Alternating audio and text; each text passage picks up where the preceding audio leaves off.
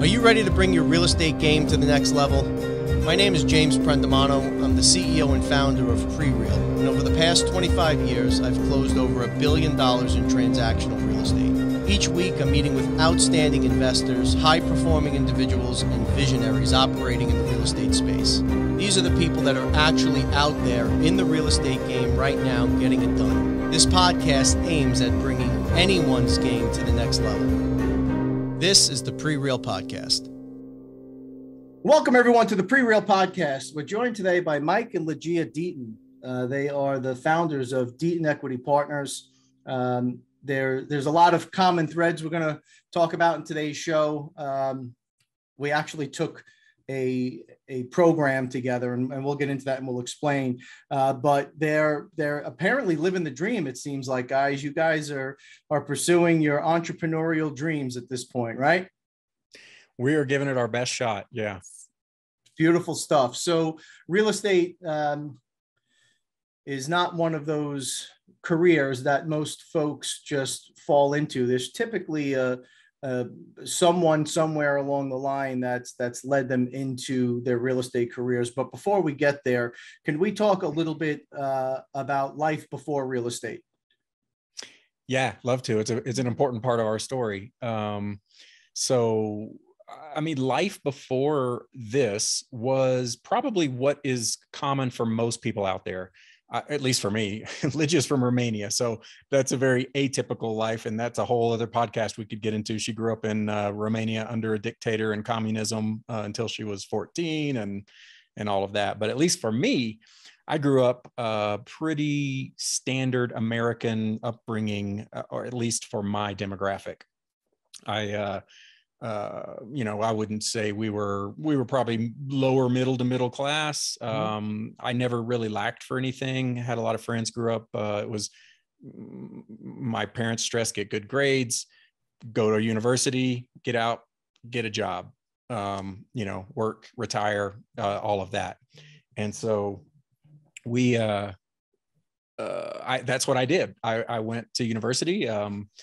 I got out, I got a job in corporate America. I was working in tech companies. I had the fortune to work for big companies. I started with Motorola when they were a giant in the industry, and they gave me a lot of opportunity to do what I wanted to do. And so I started climbing the ladder there. I moved to Nokia mobile phones when they were king of the mobile phone industry. That's actually how Ligia and I met. I went overseas to open a factory in Romania, and Ligia happened to work for Nokia as well. And we met literally first day in the office, and sparks flew. So that kind of is our story. But then I transitioned into Microsoft for a little bit, and most of my career is in operations and supply chain. So I have a really heavy operations background as far as that, and you can get into yours. Your work life before we met was. Yeah, before we met, I definitely worked in a corporate office, and after I met Mike, we started dating and got married, moved here, and I got a job with a healthcare company. We lived in Plano, Texas back then. And we just both worked in corporate America. Really. When we met, it was 2006 when I went to Romania. For me, it was a rebirth of sorts. I was coming out of a marriage, running away of sorts. I was kind of really wanting to start over fresh. I was an expat, so life was really good for me. I mean, all of my housing and accommodations were paid for. I was starting up a huge organization. And so we were hiring at a time when the US was going into a recession and people were getting laid off. Ligia and I had the opportunity to travel Europe. Our life was really good. Nokia was a wonderful company to work for, very people centric. There was definitely demands of the job, but they put people very high up in the value system. And so, we just had I'll say we had a fairy tale 3 years in Romania when we met, just with the things we were able to do and experience. And then when we moved to the US, we fell into that just standard corporate grind where we were working, traveling, mortgage, all of that stuff. And so our pivotal moment came in 2016, where we both got laid off, and we were both without a job. And, you know, the immediate gut reaction is, I got to get a job. And so started to look for things, but just had that nagging feeling in my gut that this is not what I want to go back into, you know, another big corporate company with a tough company culture and what have you done for me lately? And really no job security. I mean, a lot of people have that misunderstanding that, you know, working for someone is more job security than entrepreneurship, but they're not, you know, looking out for you most of the time. And so that was really what sparked something different in us to step back and go, is this really where we want to go with the rest of our lives, or is there something different? And so that, you know, that kind of led up to our launch into something different. So I'm curious because many people experience what you're describing, but they never really capture the essence of it. They never address it head on. They know that they're not fulfilled. They know that they're not living their dream or their best life or whatever today's buzzword is for it. Yeah. Right. But they never address it. So was there any coaching, or was there anything else going on at this point? Or was it just kind of the shock of, hey, we both got laid off, and that realization of, you know, it's funny you said that. People talk all the time about corporate America and security. To me, it's the opposite. I tend to agree with what you're both saying. In being an entrepreneur requires an immense level of discipline, and there's a lot of risk, but you really are completely in control of tomorrow. If you're not putting food on the table, and if you're not living the life you want to live, there's really nobody to blame but yourself. And in corporate America, as things or the markets shift and these factors shift that are entirely out of our control, you could be the best damn employee they've ever had. When it's a time to contract, it's a time to contract. It is what it is. So for you, was there any other coaching or anything going on at that point? Or was it just that moment where you both happened to be laid off and you went, I don't want this anymore? Yeah, a little more of the latter. So we weren't really actively under any mentors or coaches at the moment. I would say for us, several things lined up at that moment. And so I have two daughters from my previous marriage. They were adulting, right? So they were both, one was in college, the other was just about to go to college. And so in a sense, we were empty nesting. That was set aside, taken care of. We didn't have to worry about mouths to feed other than the two of us. And so, you know, for me, that was a big part of my of what locked me into a career path was having a family and a responsibility, and it held me back from wanting to take a leap to do something different, because I did have this security mindset. But so that kind of came into place. The fact that we were both out of work.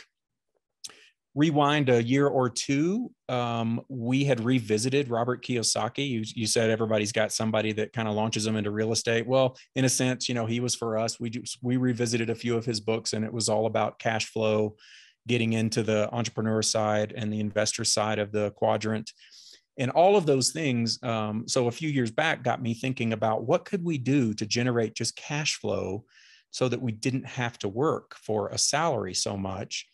That led me to just more research. I stumbled across a couple of guys on podcasts that were talking about this land investing. They had gone through Mark's course that you and I both went through, the Land Geek. I bought his toolkit, but I was working at the time, and I was, you know, and so I just tossed it on the desk and it started collecting dust. And in that moment, you know, it was really about being anxiety ridden with interviewing for other companies, not knowing what you're going to get when you step into another role. Are we going to have to relocate to the West Coast, or you know, somewhere in somewhere else that we didn't want to live? And so all of those things, just that, and being in touch with what we were thinking and feeling. It just, we were like, let's just take a moment. We had money in the bank, fortunately. So we had means, we had a runway with which we could last out. I got a severance, we had savings. And so it gave us that cushion to be able to take a pause and say, is there a different way? Can we try something for a little bit of time? If it doesn't work, what's the worst case? We go back to work for somebody else and get a job and just restart. But that those things really all lined up at that particular moment in time. And we just had the open-mindedness to sit back, listen, and talk about things. And, another key factor for me, at least, is that, in our relationship, Ligia is my biggest cheerleader, and she's open to pursue whatever it is, and has ultimate faith that we're going to be able to do something. So that also gave me the confidence to try something radically different, really, than I'd ever done before in my life. So, and now at that point, your real estate background is limited to buying and or selling primary residence. That was it? Pretty much. Yeah. My dad was actually a general contractor when I grew up. So he built homes in the Dallas-Fort Worth area, and he was an entrepreneur, and I just never picked up the bug. It was really drilled into me, go to college, get a job, do those things. And so, yeah, that was very much, we had talked about maybe getting a rent house and things like that, but just had never pulled the trigger. And so, yeah, really had no deep real estate experience. And now your partners, I think it's in over 1,200 units. Is that correct? Multifamily. Yeah. Multifamily. And you're doing the land investing thing. It's fascinating. And we're going to dive into Deaton Equity Partners and Elevated Purpose, another site you have in Open Plain Properties in a few minutes. I just wanted to jump, if I could, Ligia, culturally, was your experience with America limited to when you had met Mike?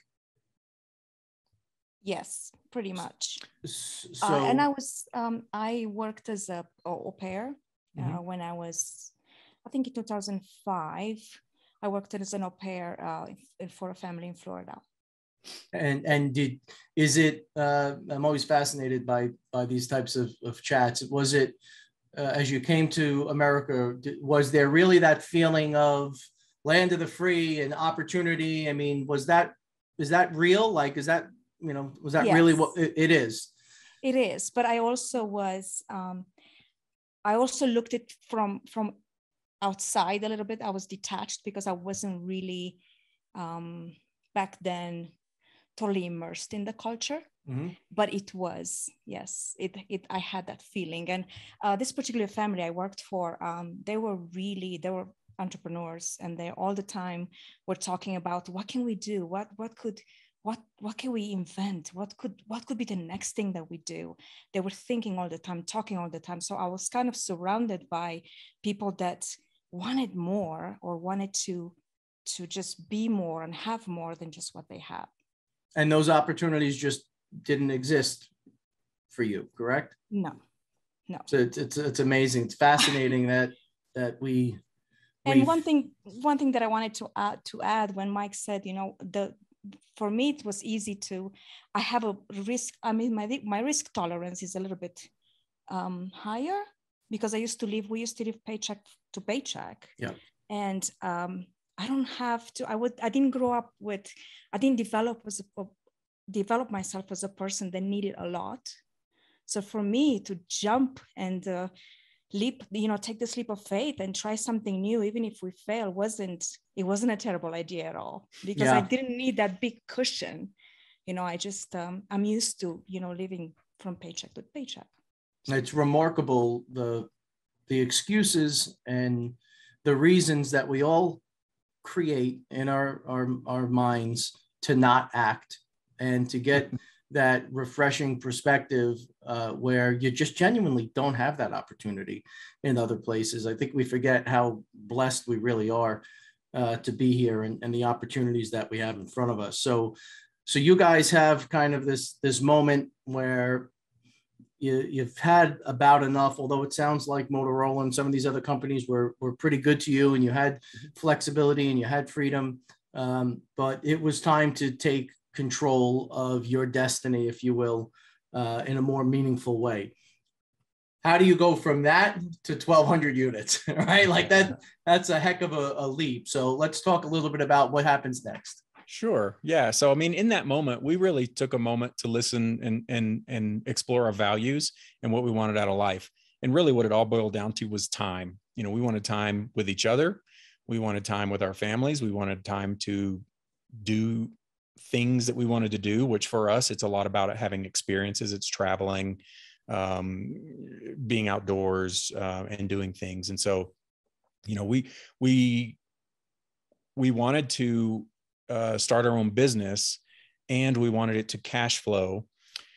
And from what I knew about the land investing, the ROI was just crazy at the time, right? Triple digits annual ROI on product and things like that. And so we had this toolkit, and we just decided, look, let's allocate a seed startup fund from our savings and give us some time, and we'll just see if this works.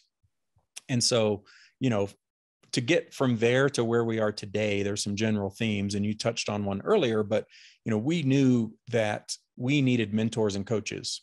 And so that's why we signed up for Mark's program. We just said, look, let's go be apprenticed, or let's apprentice under someone who's done it and accelerate our growth curve. And so we had some coaching through Mark. It took us, you know, it wasn't an overnight success. We definitely were in the red for quite some time until, I mean, with land investing, as I'm sure you know, or at least the way that this program was back then, it was fairly much self-funded. So, you know, you go out, and one of the things we really liked about land was the barrier to entry is very low.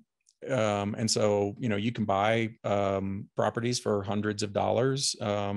You can buy very expensive ones, but, you know, you don't have to. And really the sweet spot is in there in a very affordable bandwidth. And one of our philosophies that we have picked up on is just the fact that money loves speed, right? So if you can just keep flipping and cash flowing and turning your inventory, then, you know, that's where that comes from. And so it took us about 2 years. We moved from Dallas-Fort Worth to Colorado right about the same time. And so we were able to build up our, you know, we'll call it a passive income stream, but it's really a portfolio of notes. It was in no way passive. I mean, we were actively working the business, and still are a lot to this day. I mean, there are things you can do to make it very passive. But yeah, it took us a few years. We built up a nice income stream, and we were, you know, back then had just kind of gotten back to a nice 6-figure income that maybe it didn't replace my salary at Microsoft, but it covered what we needed to spend, and we were able to put a lot back into the business. And so, you know, that was probably 2018, and we got a huge tax bill. And we were like, holy cow, I am not paying all these taxes year after year. And so that sparked us really looking for ways to diversify. And that pulled us into commercial real estate and depreciable assets. Got it.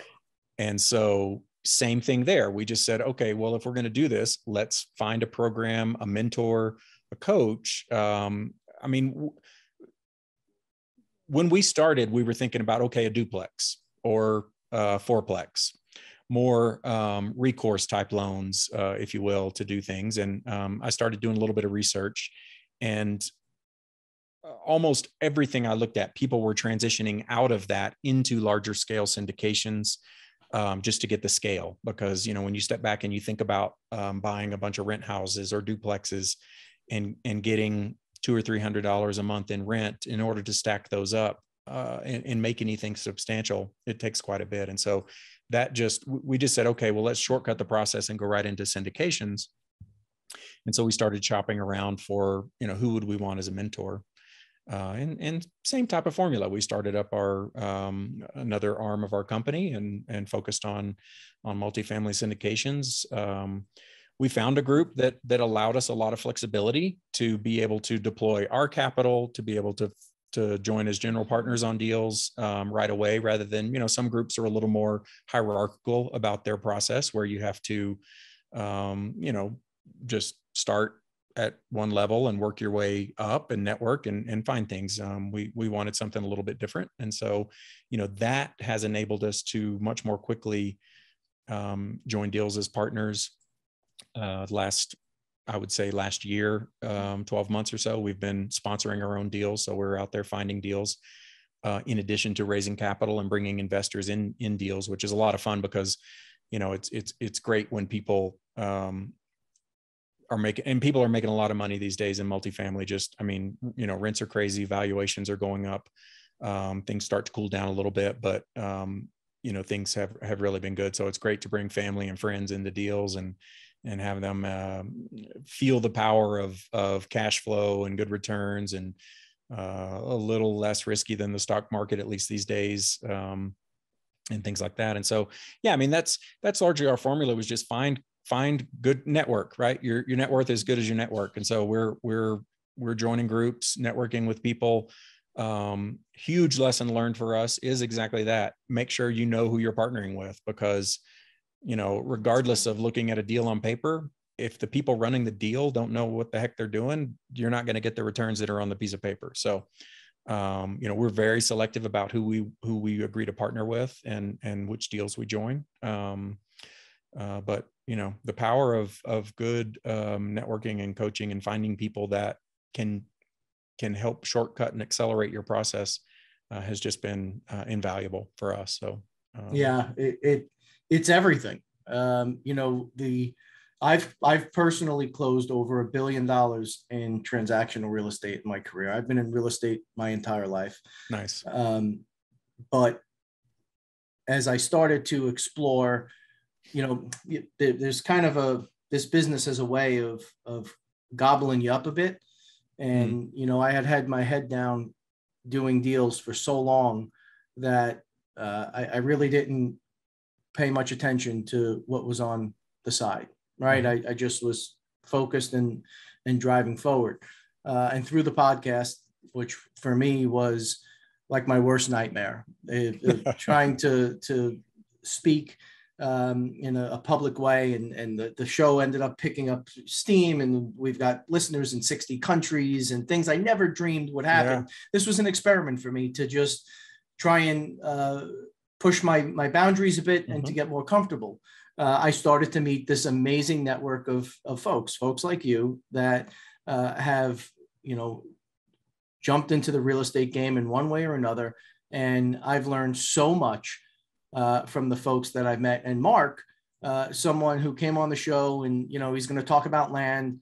And I'm going, okay, you know, I've closed thousands and thousands and thousands of land transactions, but boy, oh boy, does he have a system that is remarkable. And as an entrepreneur, as I was going through flight school, my inclination was to tweak this and improve on that. And I could do it this. And, you know, it was a little tough as I started to go through the program about how rigid they were with the approach. But as you get through it, you really start to understand why. I mean, they've built a model where if you want to, you can pretty much have it on cruise control and do as little as you want. I mean, you can legitimately run a portfolio, bring in a couple of $100,000 a year, and work a few hours a week.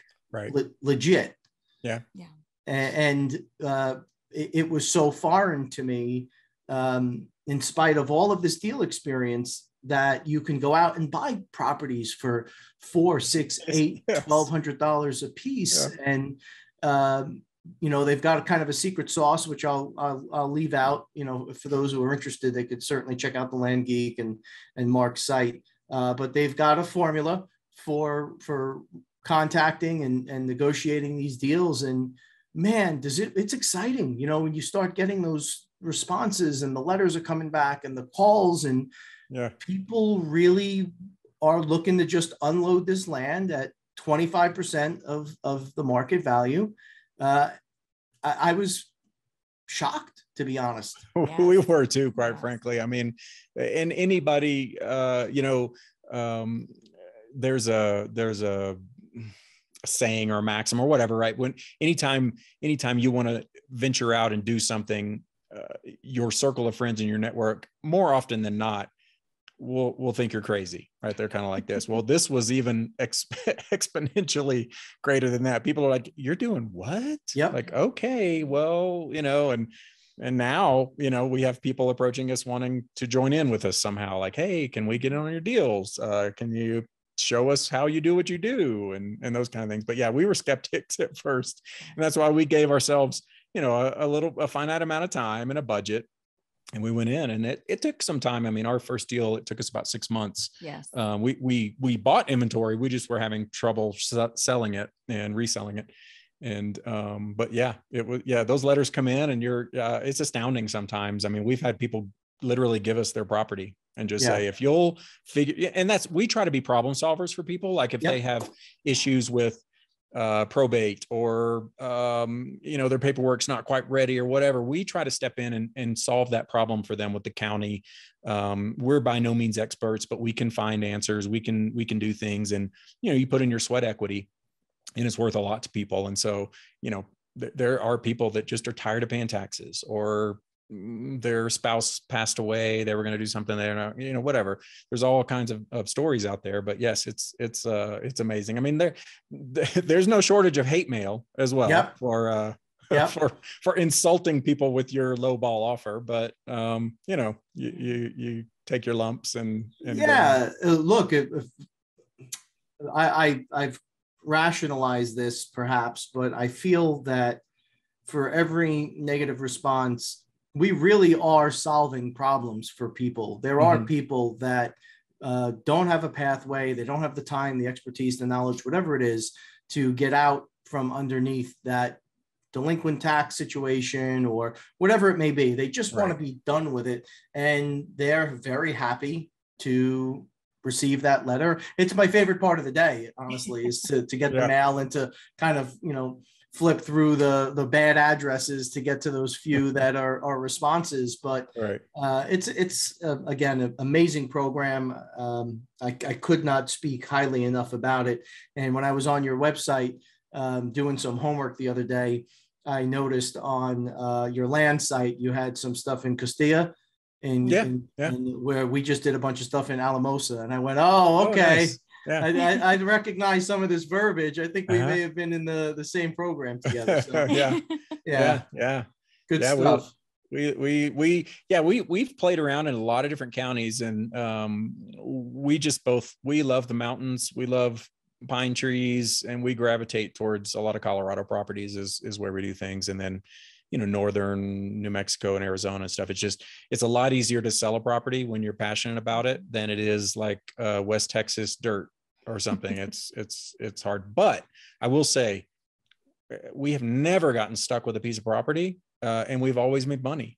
We've always made a lot of money. And so it's amazing. Sometimes you'll buy something, even maybe sight unseen. You do a little bit of homework on Google Earth or whatever, and you get a feel for it. But, you think you have a dog, and there's somebody that wants, I think Mark has a saying, there's a pig for every barn. And it's proven true so far for us. But yeah, it's a fun program. I mean, I encourage people all the time to try it. You can do it part-time. You can do it full-time. You can have your kids jump in and help, and it just takes that one deal to really light the fire, right? It's a lot of fun. No doubt about it. So let's talk a little bit about the multifamilies again. Is it your passion to be on the passive side, or do you like to work in the deal? Right now, we're doing a lot of working in the deal. So I like to be very active in underwriting properties, making sure a deal pencils out. I have a strong operations background, so I really get into asset management and making sure property managers are driving a business case the way it needs to be.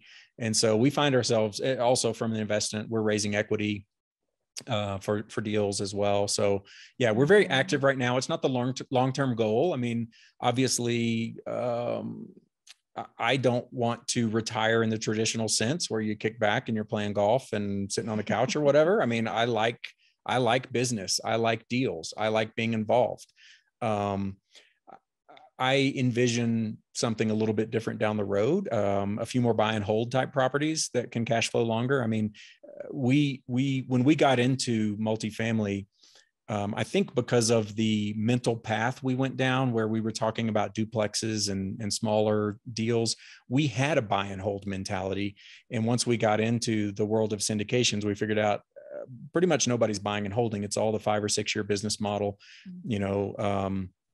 cash out refi somewhere in the middle and sell and flip into the next property. So it's a very active business model to be a part of. And there's a lot going. I mean, we've been talking lately. So we have some active deals ongoing.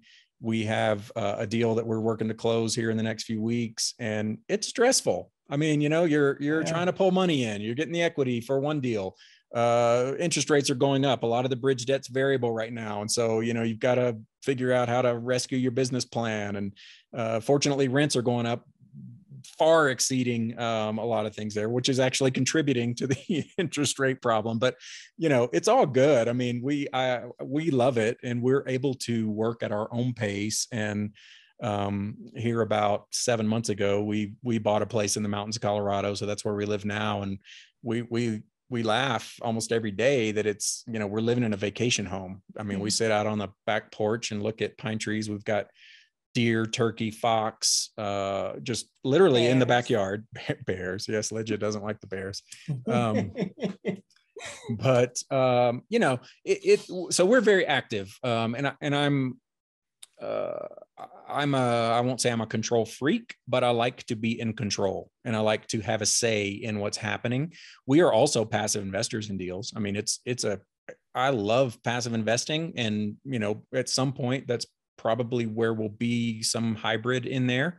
For investors, all of our investors, it's the way to go. I mean, you put your money in, you start getting cash distribution checks at, some point soon into the deal. And lately deals are selling out for crazy amounts of money. It's probably setting a bad benchmark for, when things settle a little bit back to normal. But passive investing is the way to go. I mean, we're all about cash flow. We love bringing people into our deals. But for us personally, we're taking a little more active role. The way we're working right now is Ligia is really focused on running the land business, and I'm a lot more active in the multifamily and the commercial space. That'll change over time. It's just the nature of how we stepped into it. It was a clear, easy way to focus our businesses and keep things going. But like I said, I'm an operations guy. We have a weekly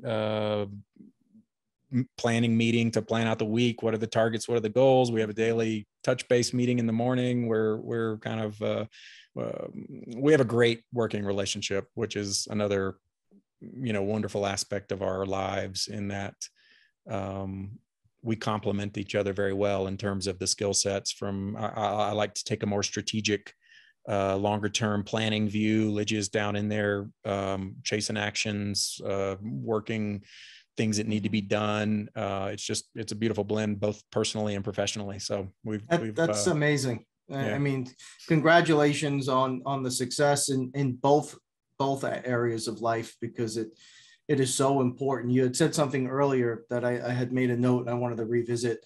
When you were determining what you wanted to do in this next iteration of life, you sat down and you measured what your options were against your values.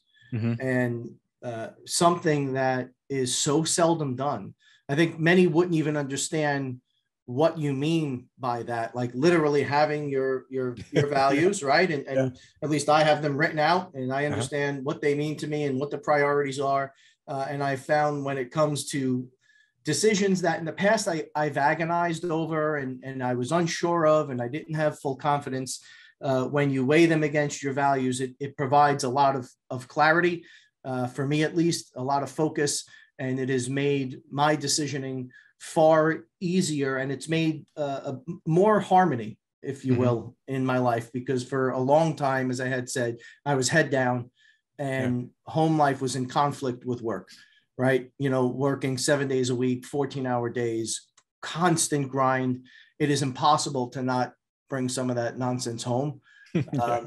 And finding these pathways, and folks, I'll say, if you have the opportunity to work with good syndicators and people that do have the balance, there is nothing better than having the right partners, putting your money to work, and knowing that they're executing the plan so you can enjoy those benefits. There was a long period in my life where passive income and passive investing I didn't even understand how to speak the language.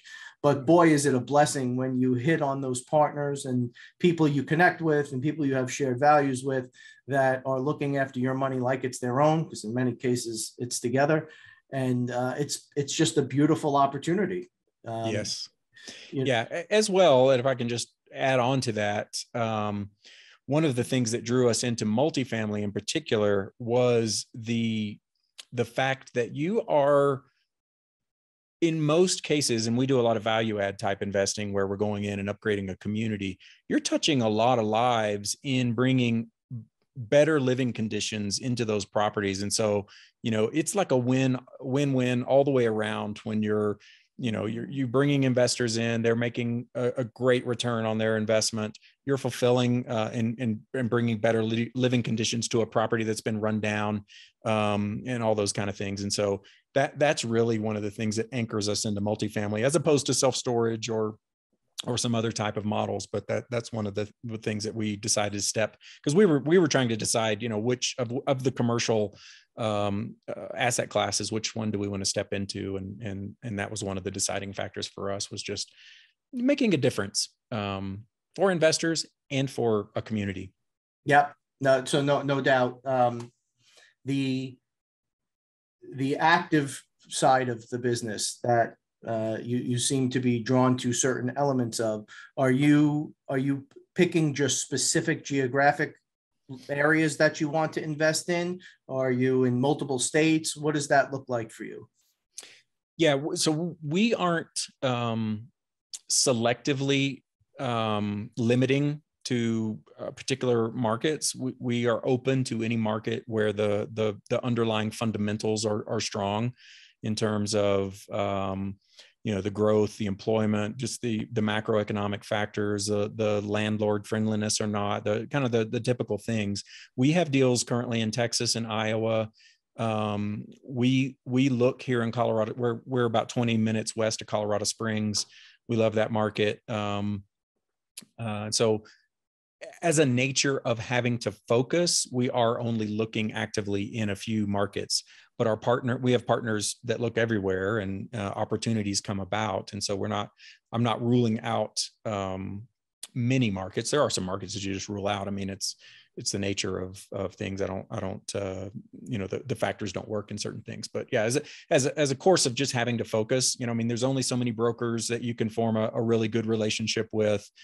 Same with property management companies. And then it just takes some time to understand the market fundamentals in terms of cap rates and the macroeconomic forces that are happening and things like that to really understand if a deal is good or not. Other than that, you're relying on someone else, which is not necessarily a bad thing, but you have to rely on others to bring the expertise. But so to that end, before I let you go, if you could take your crystal ball out for a moment, there are a lot of factors at play in the markets now that I think are really unique. I've been through, this is my third cycle, so I've seen the ups and downs, but there are some factors at play that I've never seen before, and I'm curious what the perception is from where you're based. I'm in New York, so a couple of years ago, maybe 5 years ago, we started to add legislative risk to every analysis that we did, because it became very, very real. The environment that we had become so accustomed to investing in had now another layer of challenges, many times well-intended legislation, but poor execution, to be fair. And we had to start looking elsewhere for opportunities. And with COVID, it went on so long in the big cities that I believe we have seen a permanent shift in population and a permanent shift in mindset. I think the big cities will continue to see attrition. They don't report it as much as we're seeing it. It is very real that people are leaving the big cities. And traditionally what's happened is these secondary markets, right? Mm-hmm. So it happened in parts of Florida twice where it was crazy and it was bedlam. And then the switch flipped and it was over. The markets were dead. I'm not so sure that repeats this time around. I believe that there are enough people that have decentralized and have relocated to these secondary markets, even some tertiary markets, where I think that some of those markets are going to stand up as we head into higher interest rates, inflation, inventory challenges, and everything else that's around the corner. I'm wondering what your perspective is. Are the big cities going to take the hit here longer term, or do you think that they bounce right back like they have in the past, and these secondary markets feel the effects? Yeah, I actually think from the COVID experience that we will see a little bit of a hybrid. And so I think already you've seen in the big cities there was an exodus and just a depression, but you see that coming back, but I don't think it will come back fully. I do think that there's enough companies that have seen the value or the lack of a loss of value of having people work remotely, that it stays. And for sure, we traffic primarily in secondary markets as far as the commercial goes. I mean, it's really out of, we're just not able to play with the big boys in a New York or a Denver even, or something where just the valuations are crazy. And so because of that, we traffic in the secondary and even some tertiary markets. But I do see continued strength there. I think the more interesting dynamic that we're going to see is what's going to happen. And you bring up a good point about legislation. I think there's a lot of risk with the way rents have grown relative to wages. Yep. That we may see more localized boundaries put around it, whether you call it rent control or whatever. I think it almost becomes inevitable unless the market somehow takes care of itself in a way, which is likely. I mean, there are forces at play that are trying to, but it's just, to your point, this isn't unusual in that, employment is so full right now, even though, there's a lot of businesses looking for it, but maybe I should flip that and say unemployment is so low that, and it feels like, I know there's a lot of people who would argue against this, but it feels like people have means right now. They have money to spend. We talk about it all the time. I mean, inflation is it's at its highest point in many decades. A lot of people will tell you it's underreported, it's higher than it is, all this stuff, which has pretty much always been the case. But it's a weird dynamic because, I mean, people aren't slowing down. And I guess that will come at some point, right? The pain will get enough to where some people will just have to. But we know people that are, they're buying cars, they're taking big vacations, they're just, going like there's nothing going on. Yeah, you hit on a few points there that, and I think there's reasons and there's factors behind it. I think the decentralization is part of it. Folks took a chunk of cash from far more expensive markets, and they're now in these secondary and tertiary markets. They have more disposable income, right, at their fingertips. Yeah. You hit on maybe the most salient point when the big companies went from a punitive mindset, if you're not in the office, to, oh, this is an opportunity. Right. And we're seeing big companies, big law firms, big banks, big institutions breaking leases in the city and going,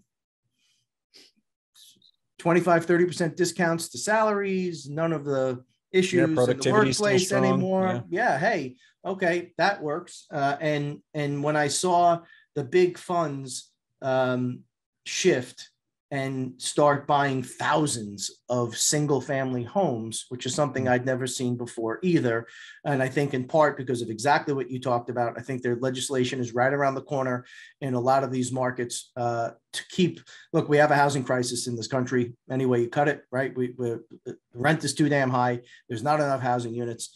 And there has to be some sort of balance. And I think that that is also right around the corner. And I think the big funds ran from that in advance of it, checked out at record cap rates, deals that you and I could never play in, or at least we don't have any interest in playing in at 3.5% and 4% returns.